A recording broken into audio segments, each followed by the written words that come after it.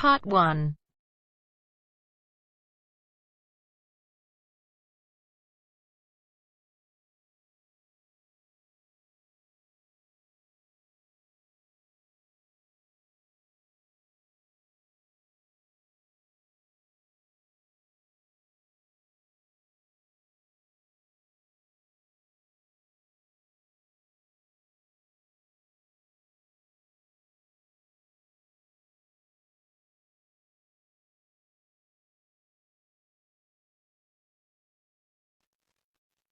You will hear a number of different recordings, and you will have to answer questions on what you hear.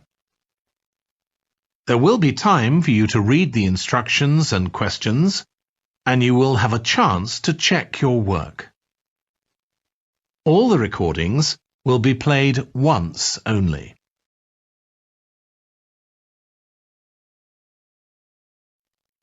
At the end of the test, you will be given 10 minutes to transfer your answers to an answer sheet. You will hear a woman reporting a theft to an officer in a police station. First, you have some time to look at questions 1 to 3.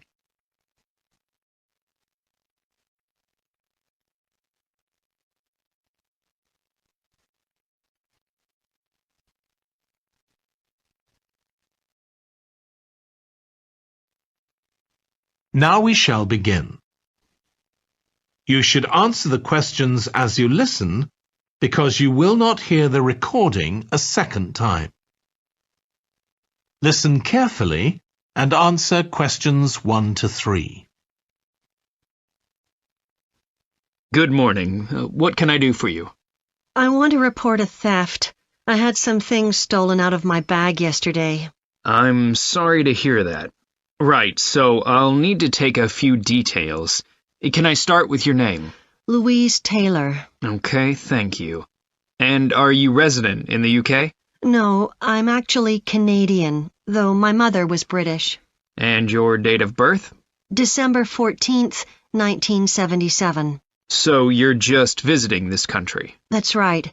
I come over most summers on business. I'm an interior designer, and I come over to buy old furniture, antiques, you know? There are some really lovely things around here, but you need to get out to the small towns. I've had a really good trip this year, until this happened. Okay. So you've been here quite a while? Yes, I'm here for 2 months. I go back next week. So, may I ask where you're staying now? Well, at present, I've got a place at Park Apartments. That's on King Street. I was staying at the Riverside Apartments on the same street, but the apartment there was only available for 6 weeks, so I had to find another one. Okay. And the apartment number? 15. Right. Before you hear the rest of the conversation, you have some time to look at questions 4 to 10.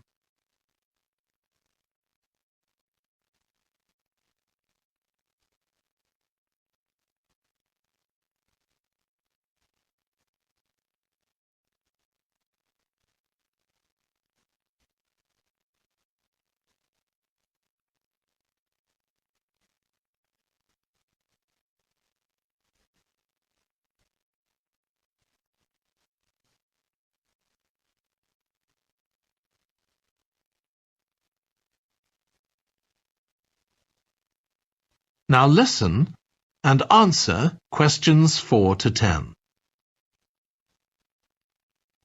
Now, I need to take some details of the theft. So, you said you had some things stolen out of your bag? That's right. And were you actually carrying the bag when the theft took place? Yes. I really can't understand it. I had my backpack on, and I went into a supermarket to buy a few things, and when I opened it up, my wallet wasn't there. And what did your wallet have in it? Well, fortunately, I don't keep my credit cards in that wallet. I keep them with my passport in an inside compartment in my backpack, but there was quite a bit of cash there, about £250 sterling, I should think.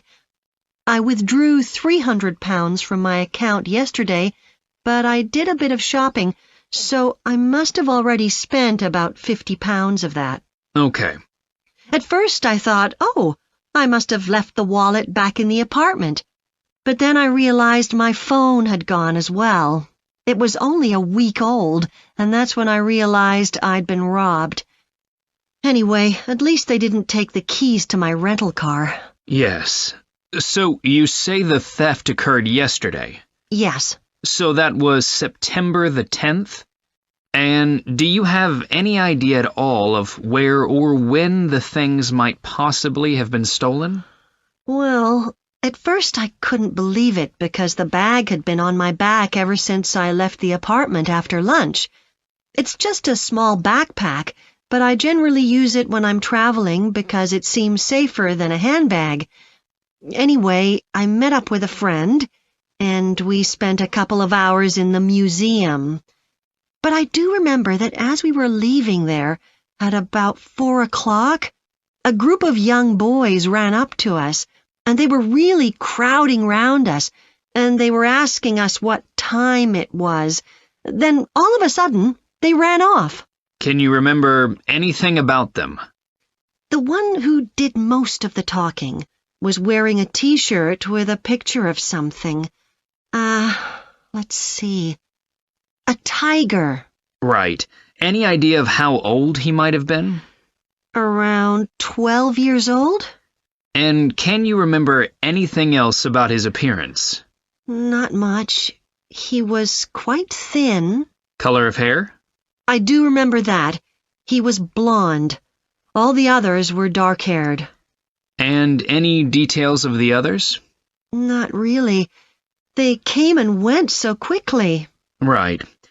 So, what I'm going to do now is give you a crime reference number so you can contact your insurance company. So, this is 10 digits. 87954 82361. Thank you. So, should I contact... That is the end of part 1. You now have half a minute to check your answers.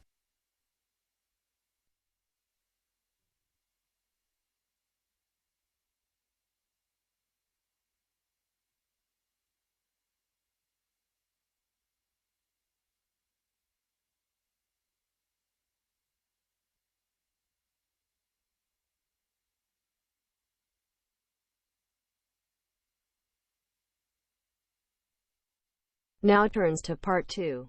Part 2. You will hear a manager giving a welcome talk to a group of apprentices who are starting their training at the company. First, you have some time to look at questions 11 to 14.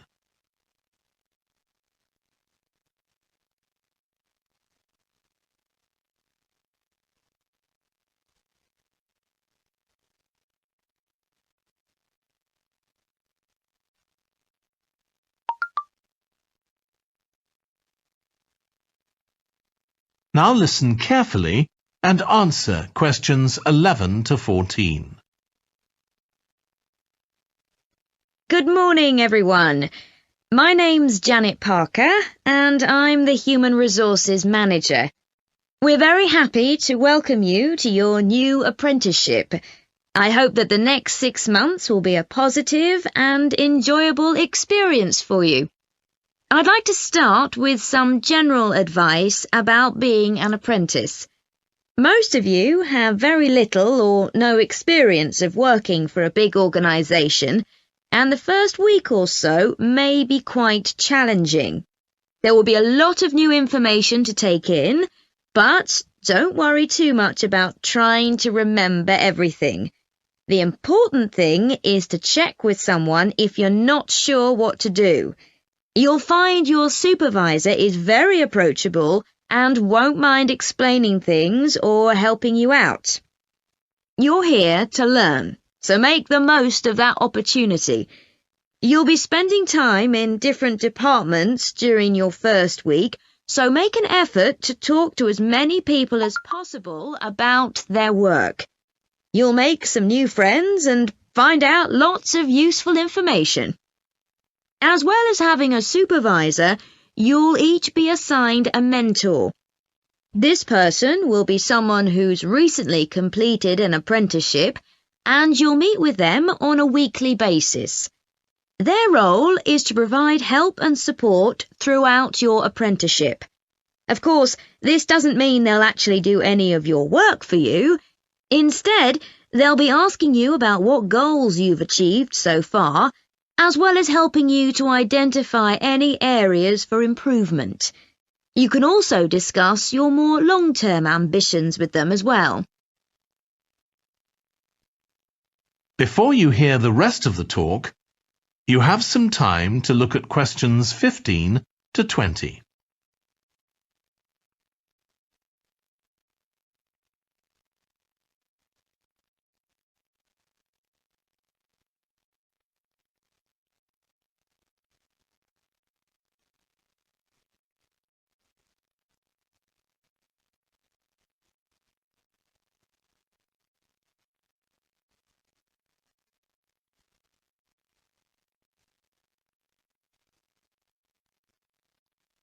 Now listen and answer questions 15 to 20. Now, I just want to run through a few company policies for our apprenticeship scheme with you. Most importantly, the internet. As part of your job, you'll be doing some research online, so obviously you'll have unlimited access for that. But please don't use it for personal use. You'll have your own phones for that. Some of you have already asked me about flexible working. After your probationary 3-month period, some of you will be eligible for this, but it will depend on which department you're in and what your personal circumstances are, so please don't assume you'll automatically be permitted to do this. I want to make sure there's no confusion about our holiday policy. Apart from any statutory public holidays, we ask that you don't book any holidays until after your 6-month apprenticeship has finished. Time off should only be taken if you are unwell. Please speak to your supervisor if this is going to be a problem. You'll be expected to work a 40-hour week, but there may be opportunities to do overtime during busy periods. Although you're not required to do this, it can be a valuable experience, so we advise you to take it up if possible. Obviously, we understand that people do have commitments outside work, so don't worry if there are times when you are unavailable. As you know, we don't have a formal dress code here.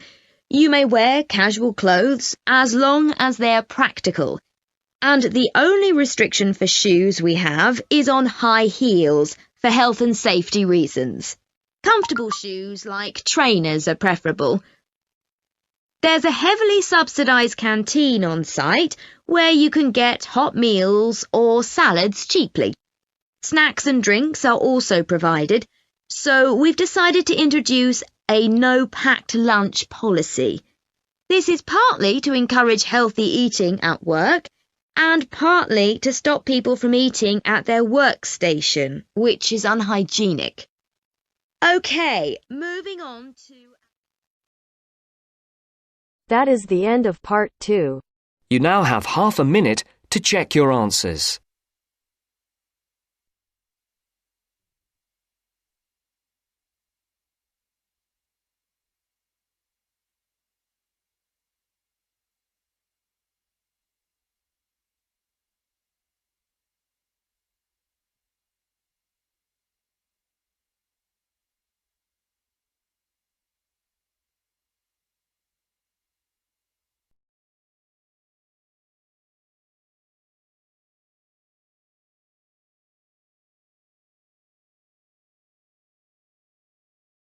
Now turns to part 3. Part 3. You will hear 2 urban planning students, called Carla and Rob, discussing their presentation on cities built by the sea, following instructions from their tutor. First, you have some time to look at questions 21 to 25.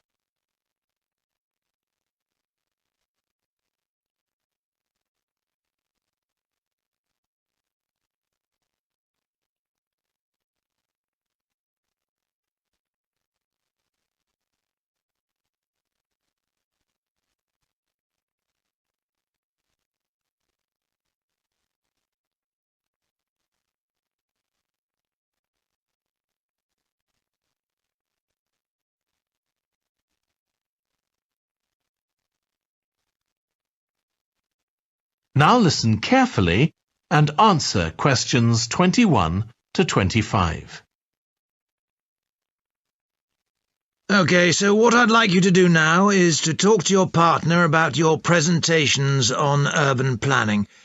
You should have done most of the reading now, so I'd like you to share your ideas and talk about the structure of your presentation and what you need to do next.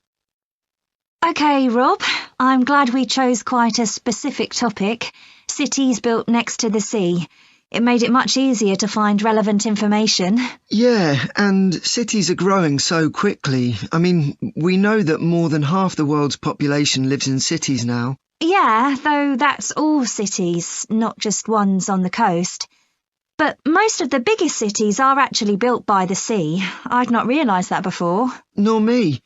And what's more, a lot of them are built at places where rivers come out into the sea, but apparently this can be a problem. Why? Well, as the city expands, agriculture and industry tend to spread further inland along the rivers, and so agriculture moves even further inland up the river. That's not necessarily a problem, except it means more and more pollutants are discharged into the rivers. So these are brought downstream to the cities? Right.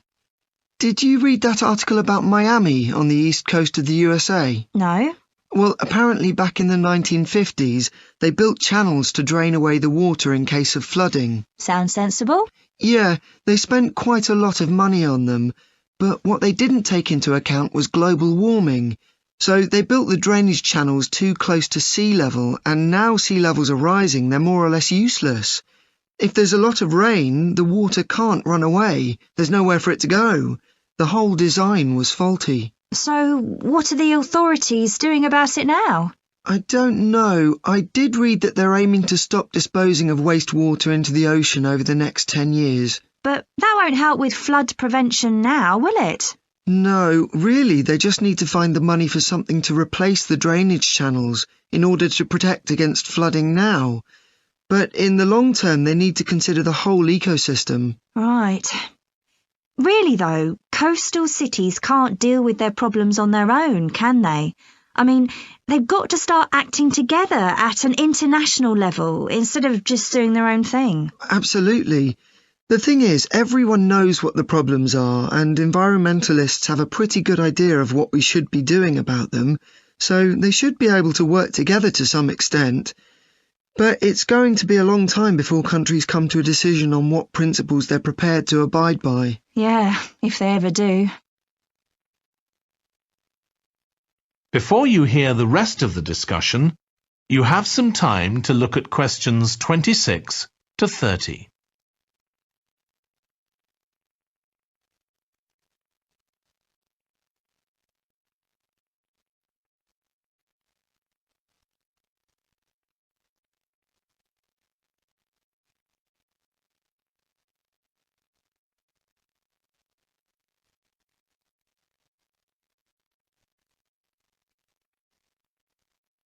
Now listen and answer questions 26 to 30. So, I think we've probably got enough for our presentation. It's only 15 minutes. OK, so I suppose we'll begin with some general historical background about why coastal cities were established. But we don't want to spend too long on that. The other students will already know a bit about it. It's all to do with communications and so on. Yes. We should mention some geographical factors, things like wetlands and river estuaries and coastal erosion and so on. We could have some maps of different cities with these features marked. On a handout, you mean? Or some slides everyone can see? Yeah, that'd be better. It'd be good to go into past mistakes in a bit more detail. Did you read that case study of the problems there were in New Orleans with flooding a few years ago? Yes, we could use that as the basis for that part of the talk. I don't think the other students will have read it, but they'll remember hearing about the flooding at the time. Okay. So that's probably enough background. So then we'll go on to talk about what action's been taken to deal with the problems of coastal cities. Okay. What else do we need to talk about? Maybe something on future risks, looking more at the long term if populations continue to grow? Yeah, we'll need to do a bit of work there. I haven't got much information. Have you? No, we'll need to look at some websites. Shouldn't take too long. Okay. And I think we should end by talking about international implications. Maybe we could ask people in the audience. We've got people from quite a lot of different places. That'd be interesting if we have time, yes. So now, shall we go on? That is the end of section 3. You now have half a minute to check your answers.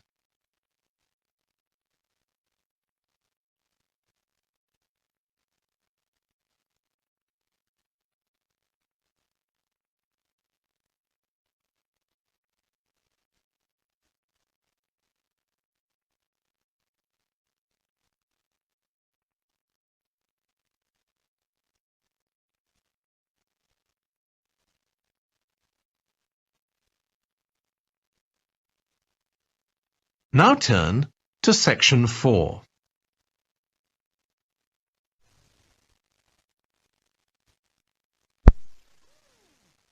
You will hear part of a lecture on renewable energy that uses the power of the sea.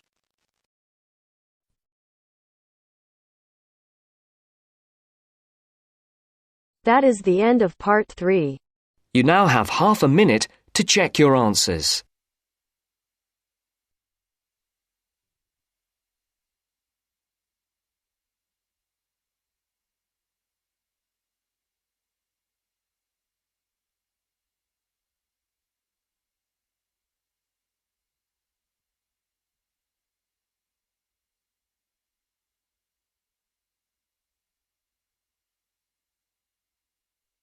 Now turns to part 4. Part 4.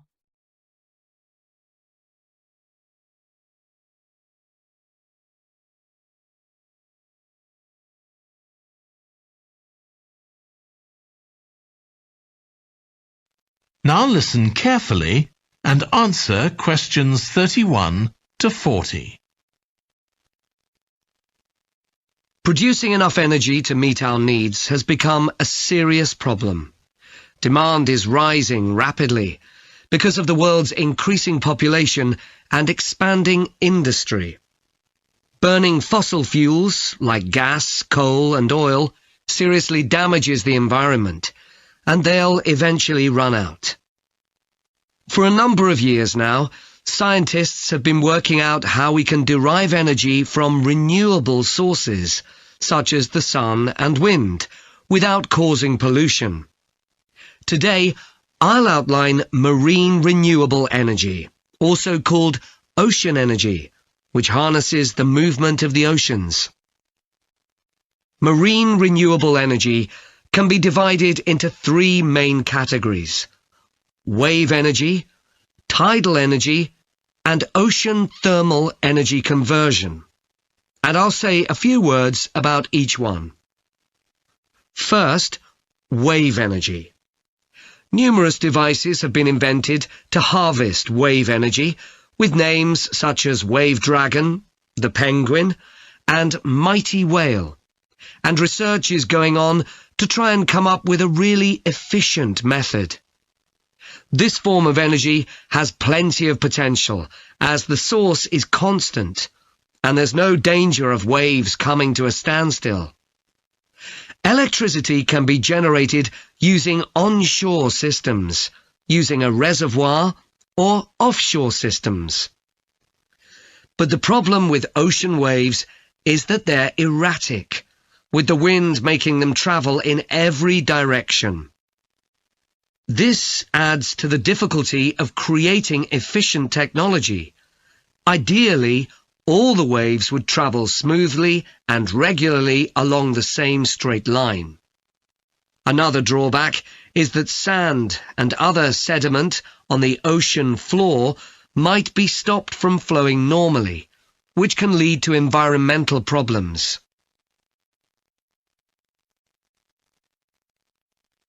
The second category of marine energy that I'll mention is tidal energy. One major advantage of using the tide rather than waves as a source of energy is that it's predictable. We know the exact times of high and low tides for years to come. For tidal energy to be effective, the difference between high and low tides needs to be at least 5 meters. And this occurs naturally in only about 40 places on Earth. But the right conditions can be created by constructing a tidal lagoon, an area of seawater separated from the sea. One current plan is to create a tidal lagoon on the coast of Wales. This will be an area of water within a bay at Swansea, sheltered by a U-shaped breakwater, or dam, built out from the coast. The breakwater will contain 16 hydro turbines, and as the tide rises, water rushes through the breakwater, activating the turbines, which turn a generator to produce electricity. Then, for 3 hours as the tide goes out, the water is held back within the breakwater, increasing the difference in water level until it's several meters higher within the lagoon than in the open sea. Then, in order to release the stored water, gates in the breakwater are opened. It pours powerfully out of the lagoon, driving the turbines in the breakwater in the opposite direction and again generating thousands of megawatts of electricity. As there are 2 high tides a day, this lagoon scheme would generate electricity 4 times a day, every day, for a total of around 14 hours in every 24, and enough electricity for over 150,000 homes. This system has quite a lot in its favour. Unlike solar and wind energy, it doesn't depend on the weather. The turbines are operated without the need for fuel, so it doesn't create any greenhouse gas emissions, and very little maintenance is needed. It's estimated that electricity generated in this way will be relatively cheap, and that manufacturing the components would create more than 2,000 jobs, a big boost to the local economy.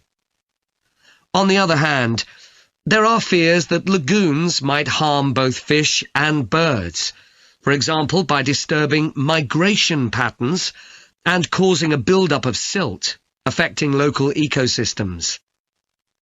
There are other forms of tidal energy, but I'll go on to the third category of marine energy, ocean thermal energy conversion.